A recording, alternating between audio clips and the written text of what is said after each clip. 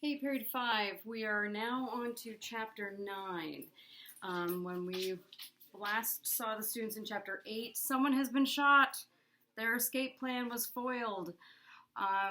We'll have to figure out who was shot. I'm sure you can make a guess. Your choices are Glenn, Dexter, and Bruce. So we'll have to figure that out. But unfortunately, we aren't going to find out in chapter 9. Chapter 9, we go back to the parents. And if you can see that this is a picture of money. And that means the ransom money is going to be indicated again in this chapter. So here we go, chapter 9, page 101. The body of Peter Godfrey, the driver of the missing school bus, was found late Friday afternoon by two little boys who were chasing the family cow. It took a while for the police to piece together the complete story, for the boys were Mexican, and in the excitement of the moment, their grasp of the English language deserted them. Their father, to whom they had reported the discovery, was even more agitated, and the result was that it took most of an hour for them to convey the simple fact that a man, with most of his face blown away, was lying in the bushes just west of their farm. Later that evening, an engaged couple searching for a romantic parking area along the bank of the Rio Grande discovered and reported the deserted school bus. Both stories appeared in the Saturday morning paper, along with a photograph of Mr. Godfrey, taken 8 years before as a gift for his wife on their 25th wedding anniversary. A quote from Mrs. Godfrey said, "It is terrible, terrible. I can't believe it. I can't imagine why anyone would do such a thing. Peter didn't have an enemy in this world." Interviews with some of the high school students who had ridden the bus on Thursday afternoon had belatedly brought to light the fact that Mr. Godfrey had not been the driver on this occasion. There was a substitute, a sophomore girl was reported as saying. He was young. Excuse me. Let me reposition a little bit. There. He was young and kind of cute looking with red hair and broad shoulders. My girlfriend and I kept talking about what a doll he was. A freshman boy contributed the fact that the new driver had not known the route well, and that he himself had been dropped off on the far side of his regular stop and had been forced to walk back half a block. After that, another boy reported, Bruce Kirtland sat up front with the driver and told him where the stops were. When the sheriff's officer attempted to follow this track to an ultimate conclusion, Steve Kirtland told them, "I'm sorry, Bruce isn't here right now. I don't know how I can put you in touch with him. Both he and his brother Glenn have taken off on a weekend camping trip." And we both know that's not true. His hand was shaking when he replaced the receiver on the hook and turned to his wife. "I shouldn't have lied. I should have told them." "No," Mrs. Kirtland shook her head violently. "No, Steve, you did the right thing. If word ever gets out that we told the police, we'll never get the boys back again. People who will do something like this won't stop at anything." "Murder? Somehow I never thought. I guess I didn't want to let myself think."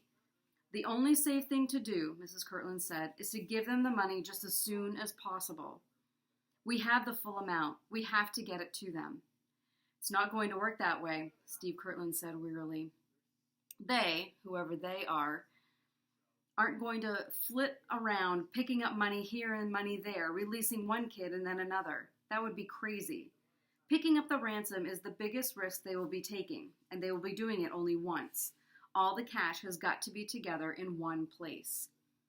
Mrs. Kirtland stared at him, uncomprehending.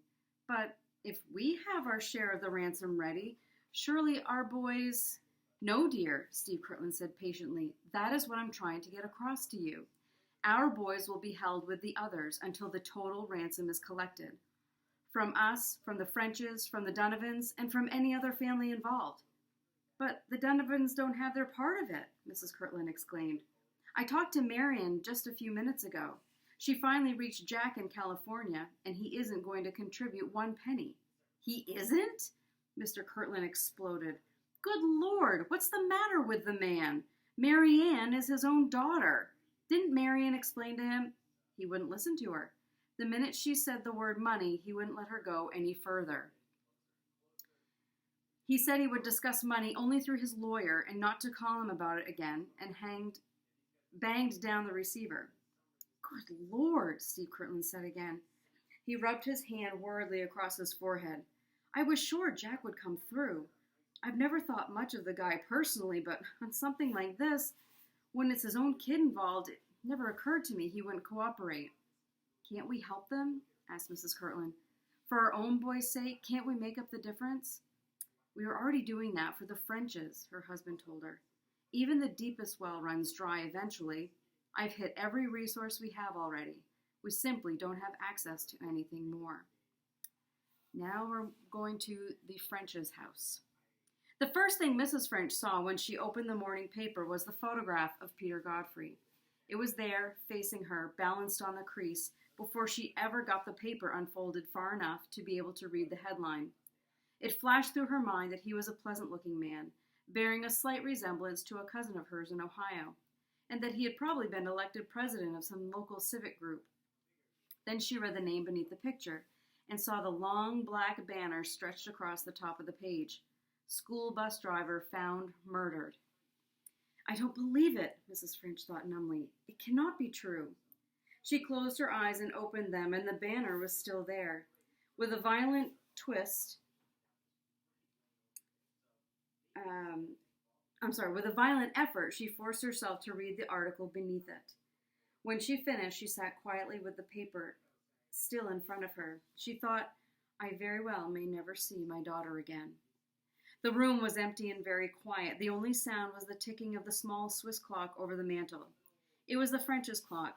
Most of the rest of the furnishings in the house belonged to its owners, but it had been Jessie who found the clock in a little shop in Lucerne, Switzerland. Look, she had cried, only 60 francs. Isn't it beautiful? Her quiet face had been alight with the joy of her discovery.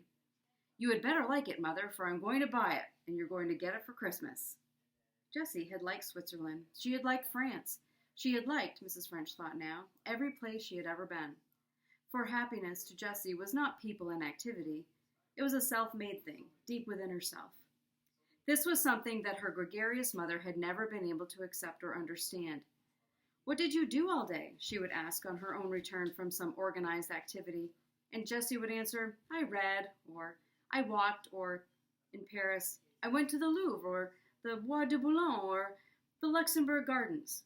Alone? Her mother would ask, and Jessie would say, of course, surprised at the question. Of course alone. But what about Major Macomer's daughter? That attractive girl we met at dinner the other night, and her brother? Wasn't his name Mike? I'm sure they would have been glad to go with you. I just didn't think about asking them, Jessie said casually. I worry about her, Mrs. French had said later to her husband. It's just not natural, her being alone so much, or with us and our older friends. She should be frisking about being a normal teenager with youngsters her own age. She seems happy, Colonel French had commented. Well, possibly she is now, but what about later? How is she going to have a normal social life if she doesn't have any association with her own age group? Do you realize that Jessie has never even had a boyfriend? By the time I was her age, I had been in love a dozen times already. Don't worry so much, Colonel French had said, laughing. Jessie isn't like you, and she never will be. She'll fall in love all right, when she's ready to. And when she does decide to share herself with somebody, she's going to have an awful lot to give him. Jessie, reading, serious intent, dark hair falling smooth across her cheek. Jessie on skis, a slim, bright-clad figure, her face lifted to the sun. Jessie dreaming, Jessie laughing, Jessie saying gently, as an adult pacifying the whim of a beloved child, Why, yes, of course, Daddy. If it will make Mother happy, I'd be glad to live in Valley Gardens. Jessie, Jessie, Jessie. Mrs. French sat alone in the quiet living room, the newspaper open on her lap. Her eyes were on the clock, not seeing the hands, concentrating instead on the slow, rhythmic swing of the pendulum. It is not true. It can't be true. Nothing like this could possibly happen to Jessie. Now we're switching to Dexter's uncle. Mark Crete was wakened at 10:30 by the hotel maid who came in to change the towels in the bathroom. Of all fool things, Mark groaned pitifully, it's as bad as the nurses in hospitals who come in to take your temperature at the crack of dawn every morning. He shut his eyes again, with the momentary hope of returning to sleep, but the clatter of cleaning equipment in the hallway outside his door shattered this possibility. Oh, well, Mark sighed resignedly and reopened his eyes, hauling himself to a semi-sitting position. He finished a cigarette out of the pack that lay on his bedside table. He fished a cigarette out of the pack that lay on his bedside table, lit it, and leaned back against the pillows to think about getting up. To Mark, business and pleasure trips were one and the same, and every trip he took sufficed for both. His Friday night in Los Angeles had been spent night clubbing. Saturday morning had been planned for sleeping, and the rest of Saturday, until far into the evening, would be a series of meetings and business discussions of great financial importance, both to Mark and to the electronics firm which he represented. At these meetings, he would be serious, knowledgeable, and completely dependable. It was these two things, frolic and business, that made up the life of Mark Crete, with no middle road of domesticity. The only element of family life in his whole bachelor existence was the breakfast and occasional off evenings that he spent with Dexter. Now, drawing on his cigarette, he thought about his nephew, as he had found himself doing lately, at odd moments, with a nagging sense of inadequacy. He wished he had seen the boy, or at least talked to him before taking off like this for the weekend. Actually, when you came right down to it, he had not seen him since Thursday morning, when the two of them ate pancakes and grunted at each other over separate sections of the morning paper, and took off in their separate directions with a minimum of conversation. I'm not leaving the kid much family life, Mark thought with a twinge of guilt, but then, I'm not a family-type guy.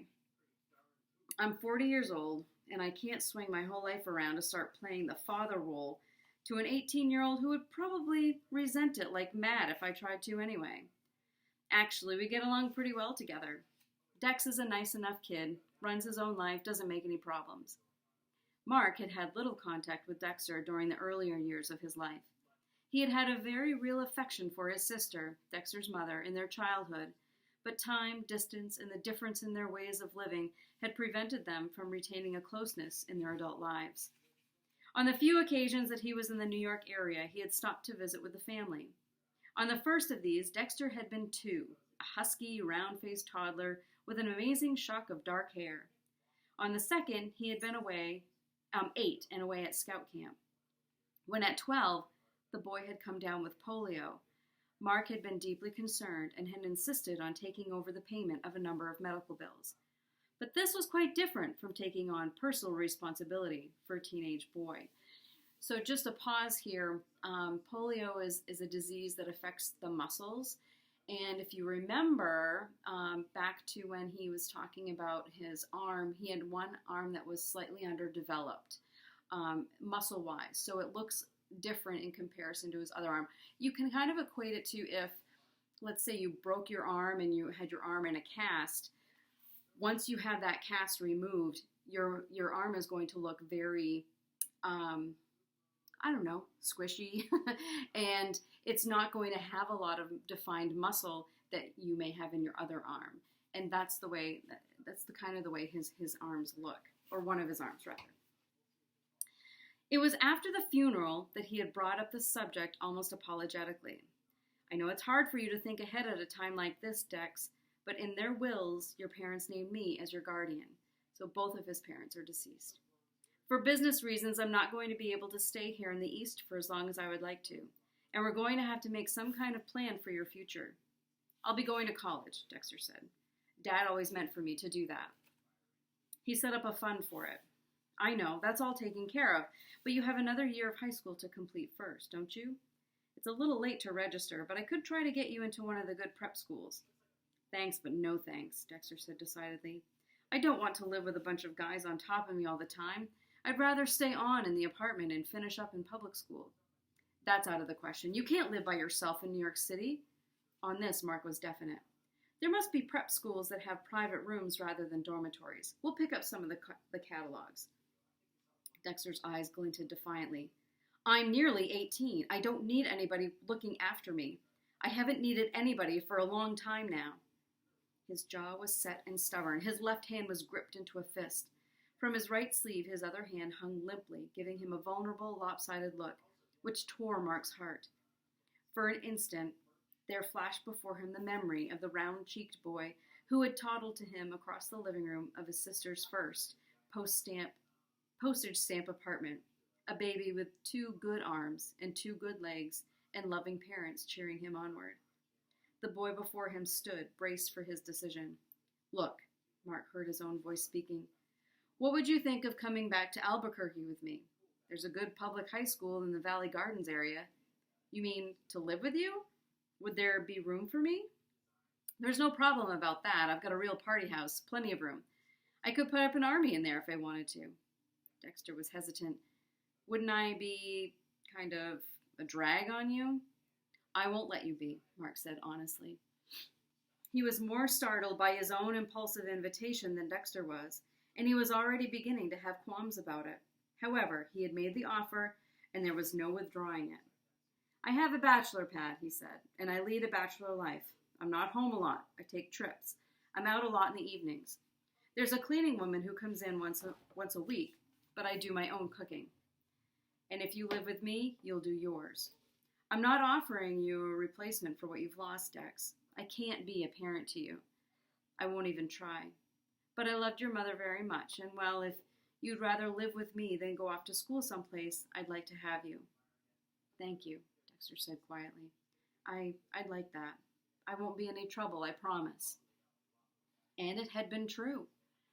Dexter had never been trouble. From the moment he entered the house in Valley Gardens, he had lived his own life, quietly and independently, without making demands of any kind. He cooked his own meals, took care of his clothes, moved in and out of the house on errands of his own without causing a ripple in the smooth flow of Mark's existence. Their schedules of activity overlapped in such a way that often days passed without their so much as seeing each other, with Dexter returning from school just as Mark pulled out of the driveway, and being up and out in the morning before his uncle dragged himself into the kitchen to plug in the electric coffee pot and wake up with a cigarette over the morning paper. We get along fine, Mark thought now, the kid and I. He's happy. At least I think he's happy. He can look after himself. He told me that back in New York before I ever brought him out here. Yet for some reason, he felt an odd uneasiness. He had felt it all the past evening. He had taken a whirl at the nightclubs, had some drinks, done some partying, yet at odd moments, sometimes right in the middle of watching a floor show, or the feeling would flash over him, a strange, unsettling premonition that something was not as it should be. It's all in my head, he told himself firmly. It's because I drove off and left that blasted phone ringing without going back to answer it. It started me off wrong. I can't shake thinking about it. He lay for a moment longer, inhaling on the cigarette, and then said, "Oh, what the heck," and pulled himself to a sitting position. Reaching for the telephone beside the bed, he asked the operator for long distance. When he heard the thin, brisk voice on the wire, he gave his telephone number in Albuquerque. There was a moment's silence, and then the phone began to ring. It had a faraway, lonely sound. He could imagine Dexter sitting up in bed, rubbing the sleep from his eyes, staggering down the hall to his uncle's room to fumble for the receiver. Or more likely, because of the time difference, he would already be up and dressed, sitting at the kitchen table. Or reading. The kid was a great one for reading. The phone continued ringing. Finally, the operator's voice said, "I'm sorry, sir, your party does not answer. Would you like me to continue trying?" What? Oh, no thanks, Mark said to the invisible voice. I'm going to be going out soon. I'll try it again later. He replaced the receiver and glanced around for an ashtray in which to stub out the cigarette. There's nothing to worry about, he told himself sternly. The kid had taken off someplace for the weekend. Maybe he's gone skiing, to Santa Fe perhaps, or even to Taos. After all, I left him the Jaguar.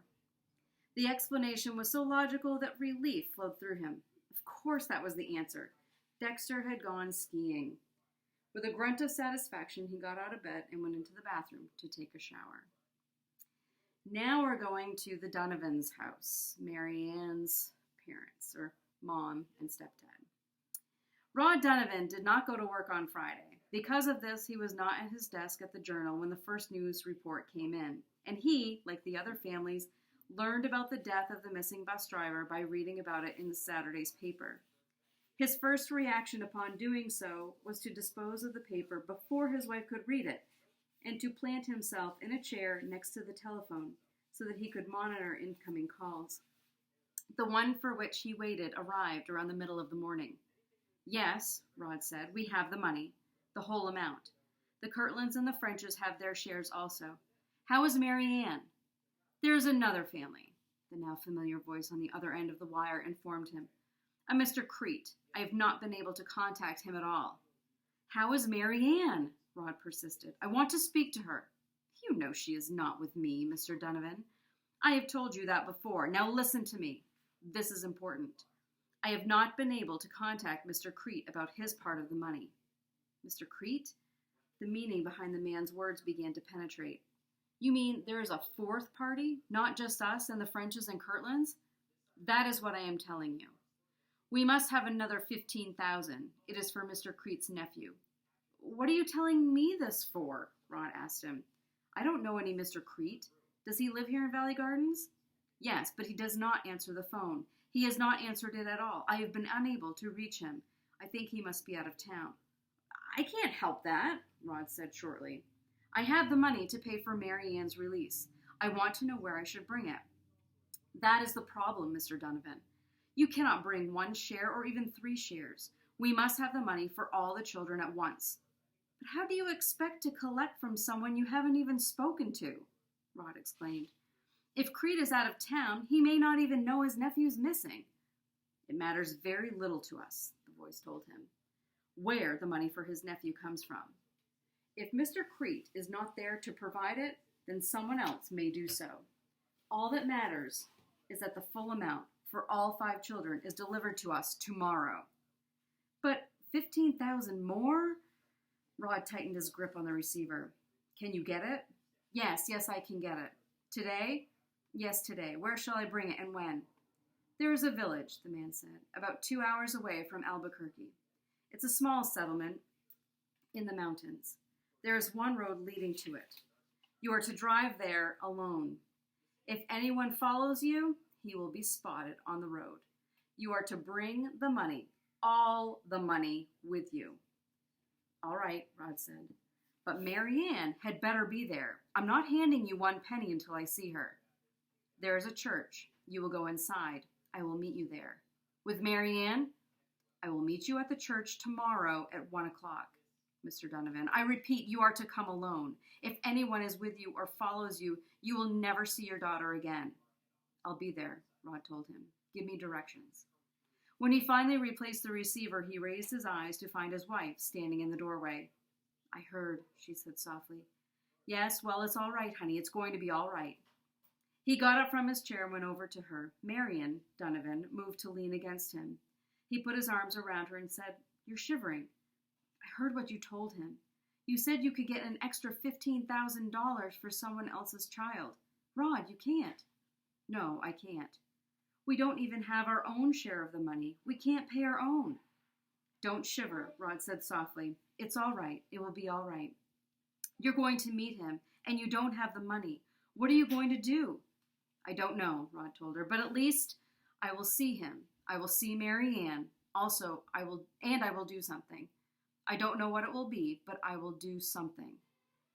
His mind moved swiftly to the collection of firearms in the trunk in the basement, the trunk that Jack Paget had not yet bothered to send for, but that sat there awaiting his instructions whenever he decided to take up a permanent residence. I will do something, Rod thought determinedly, and when I go, one of those pistols is going to go with me. Ooh, so he doesn't have the money, all the money, but he's going to go and meet the kidnapper, meet Juan, and take a pistol with him. To be continued.